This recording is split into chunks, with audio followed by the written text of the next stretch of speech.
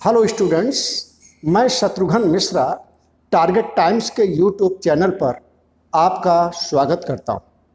आज भारतीय संविधान के एक महत्वपूर्ण विषय अर्थात संविधान की मूल संरचना, संविधान का मूल ढांचा, जिसे अंग्रेजी में बेसिक स्ट्रक्चर के नाम से जानते हैं, इसकी चर्चा करूंगा। वैसे इस विषय की चर्चा करने के पूर्व हम ये बता दें कि संविधान के निर्माण के समय इस प्रकार का कोई कॉन्सेप्ट मौजूद नहीं था। बेसिक स्ट्रक्चर शब्दावली का प्रयोग सबसे पहले सुप्रीम कोर्ट द्वारा अपने एक महत्वपूर्ण केस, जिसे हम केशवानंद भारती का केस कहते हैं, 24 अप्रैल 1973 को अपने जजमेंट में सुनाया। केशवानंद भारती का केस भारतीय संवैधानिक इतिहास का एक महत्वपूर्ण केस है और अब यह हमारे संविधान का हिस्सा है। विद्यार्थियों, सबसे पहले हम बेसिक स्ट्रक्चर की अवधारणा को समझने के लिए थोड़ा सा संविधान के उद्देश्य पर प्रकाश डालेंगे। ज्यादातर हम लोग समझते हैं कि संविधान केवल वही है जो 26 नवंबर 1949 को बना और 26 जनवरी 1950 को लागू हुआ। ऐसा नहीं है। संविधान का जो मूल प्रारूप हमारा था वह 26 नवंबर 1949 को बनकर तैयार हो गया। लेकिन जैसा कि बच्चों आप जानते हैं कि कोई भी संविधान पूर्णतः रिजिड नहीं हो सकता, और अगर वो रिजिड होगा, आप परिवर्तनशील होगा, तो अपने उद्देश्य को खो बैठेगा। इसी बात को समझते हुए हम ये कह सकते हैं कि भारतीय संविधान की यात्रा में, अर्थात लोक कल्याणकारी, जैसा कि इसका उद्देश्य है, लोक कल्याणकारी राज्य के निर्माण की दिशा में जब हम आगे बढ़ने लगे, तब समय समय पर संसद को संविधान के संशोधन की आवश्यकता पड़ी और इस संशोधन के औचित्य और उद्देश्यों की जांच के लिए सुप्रीम कोर्ट को न्यायिक समीक्षा की आवश्यकता पड़ी, अर्थात जुडिशियल रिव्यू की आवश्यकता पड़ी। और इस क्रम में हमारे संविधान में कई नई बातें जुड़ती चली गई और वह जुड़ना स्वाभाविक था, क्योंकि नवनिर्मित भारतीय संविधान का जो लोक कल्याणकारी राज्य का आदर्श था वह तब तक पूरा नहीं हो सकता था जब तक कि सामाजिक आर्थिक लोकतंत्र के लक्ष्य को हासिल न कर लिया जाए। तो हम ये कहते हैं कि संविधान में जो संसद द्वारा संशोधन किए गए वह भी संविधान का हिस्सा है। समय समय पर सुप्रीम कोर्ट द्वारा कई ऐसे महत्वपूर्ण निर्णय दिए गए, वह भी आज हमारे लोकतांत्रिक संविधान का हिस्सा है। ऐसे निर्णयों में ही दो अति प्रसिद्ध केस हैं, एक गोलकनाथ का केस और एक केशवानंद भारती का केस। वैसे तो ऐसे अनेक केस हैं और विशेषकर हम संसद द्वारा अनुच्छेद 368 जो उसके संशोधन की शक्ति है, उससे जुड़े 4-5 केस की हम चर्चा यहाँ पर करेंगे, जिसमें शंकरी प्रसाद से लेकर वामन राव तक का केस शामिल है।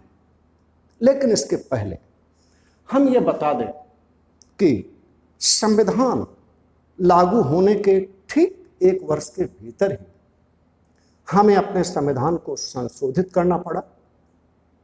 पहला संविधान संशोधन 1951 में किया गया और संविधान में एक नई अनुसूची, 9वीं अनुसूची जोड़ी गई। जैसे ही हमारे संविधान में 9वीं अनुसूची जोड़ी गई, जिसका उद्देश्य राज्य को लोकहित में भूमि, संपत्ति आदि से जुड़े मामलों में अधिकार को अधिक मिल जाना था, वैसे ही क्रिया प्रतिक्रिया का एक नया दौर शुरू हो अर्थात संसद के इस संशोधन को चुनौती देने का सिलसिला शुरू हो गया।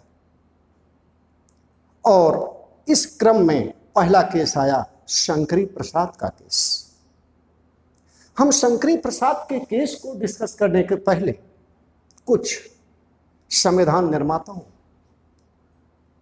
और आजादी के बाद सत्ता संभालने वाले महापुरुषों के कुछ शब्दों को मैं यहां रखना चाहता हूं। सबसे पहले मैं पंडित जवाहरलाल नेहरू, जिन्होंने संविधान में सभा में उद्देश्य प्रस्ताव पेश किया था, जो भारत के पहले प्रधानमंत्री बने, 1964 तक देश के लिए अनेक निर्णयों और विधान के द्वारा सेवा की, उनकी चर्चा करूंगा। पंडित नेहरू ने कहा था कि आर्थिक लोकतंत्र के बिना राजनैतिक लोकतंत्र नहीं चल सकता। इसका तात्पर्य हुआ कि संविधान लागू होने के समय जिस राजनैतिक लोकतंत्र, समानता, मताधिकार और इससे जुड़े बहुत सारे चीज़ों को हमने प्राप्त कर लिया था, लेकिन हमारे देश में ऐतिहासिक स्तर से चली आ रही बहुत सारी सामाजिक विसंगतियां, आर्थिक विसंगतियां मौजूद थी। उनको प्राप्त करने के लिए संविधान, जो एक सबसे शक्तिशाली हथियार था, उसमें समय समय परिवर्तन की मांग थी। तो नेहरू का इशारा था, जिसको हम उन्हीं के द्वारा, रॉबर्ट फ्रॉस्ट की एक पंक्ति है जो उन्हें बहुत पसंद थी, के माध्यम से ये कह सकते हैं। जब 27 मई 1964 को नेहरू की मृत्यु हुई तो उनके टेबल पर ये पंक्ति पाई गई, रॉबर्ट फ्रॉस्ट की पंक्ति है, जरा ध्यान दें इस पर। Woods are lovely, dark and deep. Woods are lovely, dark and deep, and I have promised to keep. Have miles to go before I sleep. आजादी के बाद हमारे लोकतंत्र के समक्ष बहुत सारी चुनौतियां थी। एक नया जोश था आजादी का। देश के समक्ष जो चुनौतियां और समस्याएं थीं, वह जंगल की तरह घनी थी। लेकिन हमारे आज़ादी का एक आकर्षण था, नेहरू ये बताना चाहते थे, जंगल घना है और एक लंबी यात्रा करना है, एक लंबी यात्रा करना है। और इसके पीछे का आशय ये है कि अभी कम समय में हमें सामाजिक लोकतंत्र को हासिल करने के लिए बहुत कुछ करना है। एक बार डॉक्टर भीमराव अंबेडकर ने, जो संविधान के निर्माता थे, उन्होंने कहा था कि सामाजिक लोकतंत्र के बिना राजनीतिक लोकतंत्र का कोई अर्थ नहीं होता। अतः जब हम बेसिक स्ट्रक्चर को समझने की अवधारणा के बैकग्राउंड में पीछे जाएंगे तो इन सब बातों को ध्यान में रखना होगा।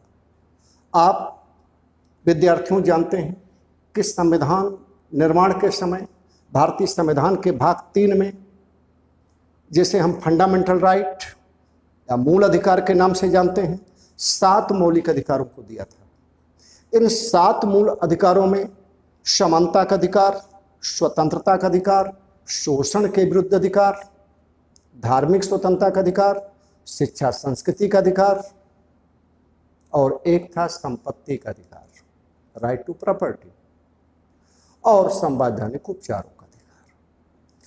तो मौलिक अधिकार के चैप्टर में हम इसका विस्तार से वर्णन करेंगे, या हम संपत्ति के अधिकार पर केंद्रित करते हैं, जो सारी समस्याओं की इस समय जड़ में था।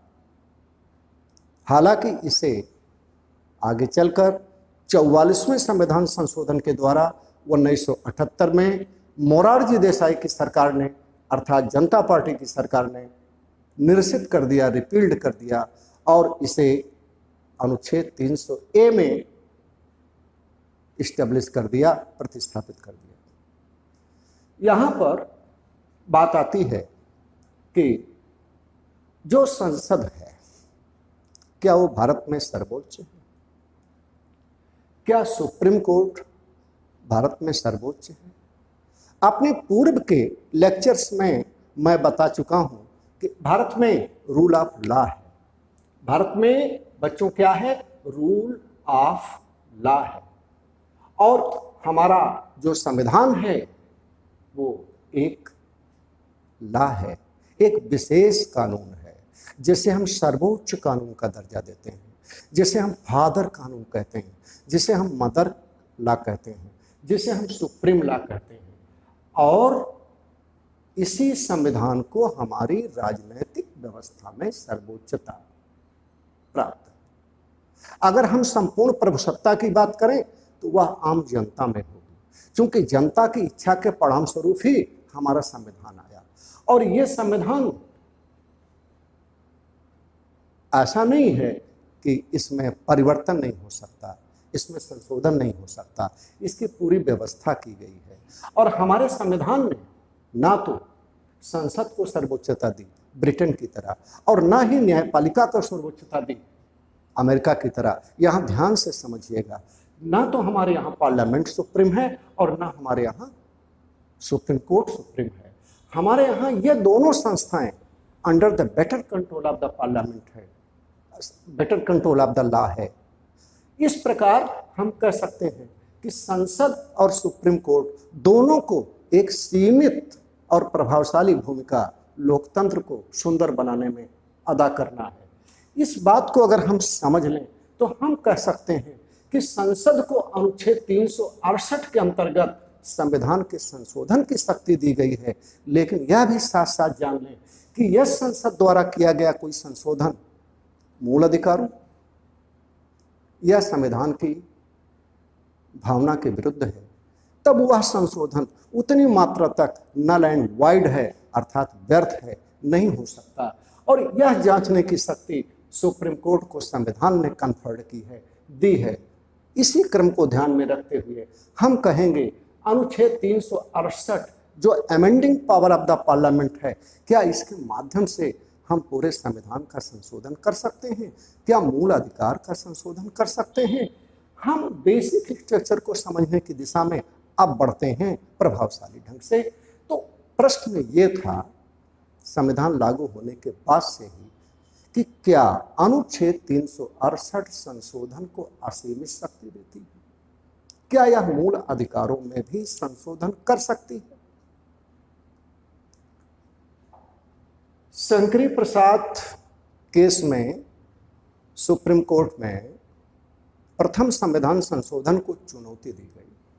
मुद्दा उठाया गया कि संसद मूल अधिकारों में संशोधन नहीं कर सकती। सुप्रीम कोर्ट ने ऐतिहासिक फैसला दिया, कहा कि संसद को मूल अधिकारों में संशोधन करने का अधिकार है। अतः संसद द्वारा किए गए संशोधन और पहली अनुसूची को चुनौती नहीं दी जा सकती। लेकिन एक नया मोड़ आ गया। गोलकनाथ वर्सेस बनाम पंजाब के केस में 1967 में, उस समय सत्ता में इंदिरा गांधी आ गई थी और हमारे देश की सरकारें, या आप कह सकते हैं कि सत्ता में बैठे हुए लोग बहुत तेजी से समाजवादी लक्ष्यों की ओर बढ़ने के लिए बेताब थे। तो गोलकनाथ केस में संसद ने पहले के निर्णय को ओवररूल कर दिया, कहा कि मूल अधिकारों में संसद को संशोधन की शक्ति प्राप्त नहीं है, अर्थात संसद मूल अधिकार में संशोधन नहीं कर सकती। जैसे ही निर्णय आया वैसे ही सरकार ने इस निर्णय के प्रभाव का अध्ययन करने के लिए अध्ययन करने के बाद पुनः एक संशोधन किया। उस संशोधन को हम कह सकते हैं 24वें संशोधन के नाम से जानते हैं। और इस निर्णय के बाद सरकार ने 24वां संशोधन किया। समय थोड़ा सा और बीता और 1973 की बात है। 24 अप्रैल 1973 बड़ा ऐतिहासिक दिन है। इसी दिन एक महत्वपूर्ण संशोधन पंचायती राज में जो 73वां संविधान संशोधन था को लागू किया गया। भारत में इसे पंचायत दिवस के रूप में भी मनाते हैं। तो केशवानंद भारती के केस में एक ऐतिहासिक फैसला आया और वो था कि amending power of the parliament extend to the fundamental rights. संसद के संशोधन की शक्ति का विस्तार मूल अधिकार तक है, अर्थात संसद मूल अधिकारों में संशोधन कर सकती है। और इसी के साथ यहाँ एक महत्वपूर्ण पक्ष ये भी है, छात्रों बता दें, परीक्षा में बहुत आता है ये प्रश्न, प्रस्तावना को लेकर के, भारतीय संविधान के प्रियम्बल को लेकर केशवानंद भारती के केस में ही प्रस्तावना को संविधान का हिस्सा घोषित किया गया, इंटीग्रल पार्ट घोषित किया गया।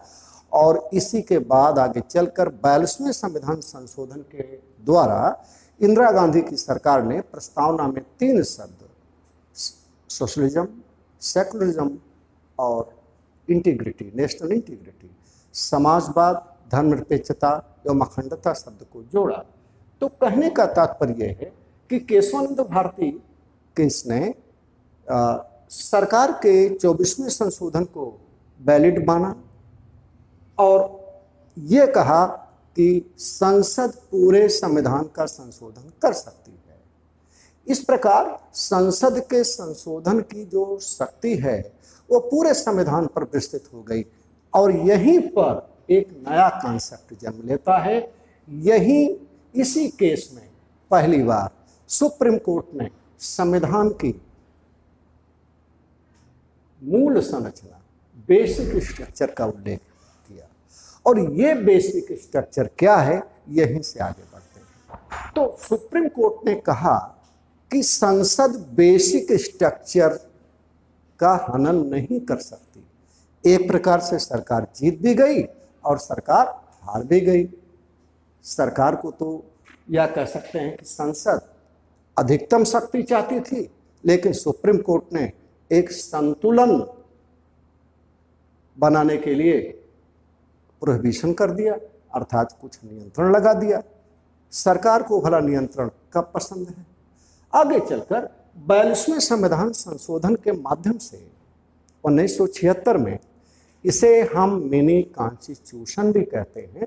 परीक्षा में यह प्रश्न कई बार पूछा गया है कि लघु संविधान किसे कहते हैं, तो लघु संविधान हम 42वें संविधान संशोधन को कहते हैं। और इस संशोधन के माध्यम से बहुत सारे परिवर्तन हुए। इस प्रारंभ में जिनकी संख्या 10 थी, प्रस्तावना में संशोधन हुआ, राष्ट्रपति की शक्तियों को कुछ कम किया गया और संसद को असीमित संशोधन की शक्ति के सिद्धांत को मान्यता दी गई, अर्थात संसद द्वारा किए गए संशोधन को चुनौती नहीं दी जा सकती। ये बात यहाँ पर समझकर हम मिनर्वा मिल केस में आते हैं। जब संसद ने निर्णय ले लिया कि उसके द्वारा किया गया संशोधन चुनौती योग्य नहीं है, तो सुप्रीम कोर्ट ने मिनर्वा मिल केस में कहा कि नहीं, ये 42वां संविधान संशोधन के द्वारा जो अनुच्छेद 368 में कुछ नए क्लास जोड़े गए, जो संसद को असीमित शक्ति देती है, यह गलत है, यह विधि विरुद्ध है, एंटी कॉन्स्टिट्यूशन है। अर्थात इससे सुप्रीम कोर्ट के जुडिशियल रिव्यू प्रभावित होता है। तो वर्तमान स्थिति क्या है इस संदर्भ में? वर्तमान स्थिति क्या है, इसको हम थोड़ा सा वामन राव केस में देख लें कि सुप्रीम कोर्ट ने उसी बात को पुनः दोहराया जो मिनर्वा मिल केस में कहा कि बेसिक स्ट्रक्चर का हनन संसद नहीं कर सकती। बेसिक स्ट्रक्चर के सिद्धांत को स्थापित करते हुए सुप्रीम कोर्ट ने अपने कई केसों में अलग अलग स्थानों पर जो कुछ बातें बताई हैं, उनको हम इसेंस के रूप में कह सकते हैं के निम्नलिखित बेसिक स्ट्रक्चर का हिस्सा होंगे, जैसे संविधान की सर्वोच्चता, supremacy of the constitution, secularism, धर्मनिरपेक्षता, जुडिशियल रिव्यू अर्थात न्यायिक पुनरावलोकन या न्यायिक समीक्षा, और संघीय स्वरूप, जिसे हम अपने देश के संविधान में यूनियन शब्द का प्रयोग करते हैं। इक्वलिटी, समानता का सिद्धांत, स्वतंत्रता का सिद्धांत, स्वतंत्रता का अधिकार, निष्पक्ष निर्वाचन, गणतंत्र की प्रणाली, शासन की संसदीय प्रणाली भी हम कह सकते हैं। लेकिन कुछ समीक्षक ये भी मानते हैं कि शासन की संसदीय प्रणाली को हम आधारभूत ढांचे में नहीं शामिल कर सकते, आवश्यक नहीं है। आर वेंकटरमण ने तो एक बार इस बात को माना था कि हमारे देश में जो राजनीतिक अस्थिरता काफ़ी बढ़ती जा रही थी बीच में शासन की संसदीय प्रकार की प्रणाली के कारण, उसके स्थान पर हम अमेरिकन मॉडल की अध्यक्षीय प्रकार की प्रणाली को अपना सकते हैं। लोकतंत्र प्रभावित नहीं होना चाहिए।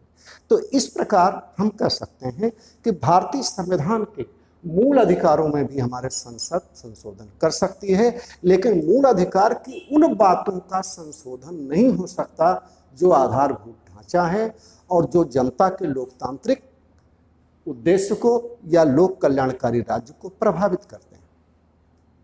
इस प्रकार परीक्षा दृष्टि से यह टॉपिक महत्वपूर्ण है, लेकिन इस टॉपिक को हम लिंक करके directive principle of state the policy, directive principle of state policy अर्थात भाग 4 में वर्णित नीति निर्देशक तत्व और भाग 4 का अर्थात 4A में वर्णित मूल कर्तव्य के सापेक्ष भी देख सकते हैं।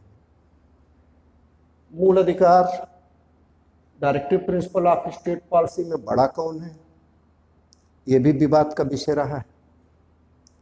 विभिन्न न्यायिक निर्णयों से ये स्पष्ट हो चुका है कि दोनों में से कोई बड़ा नहीं है, दोनों का उद्देश्य एक लक्ष्य को हासिल करना है।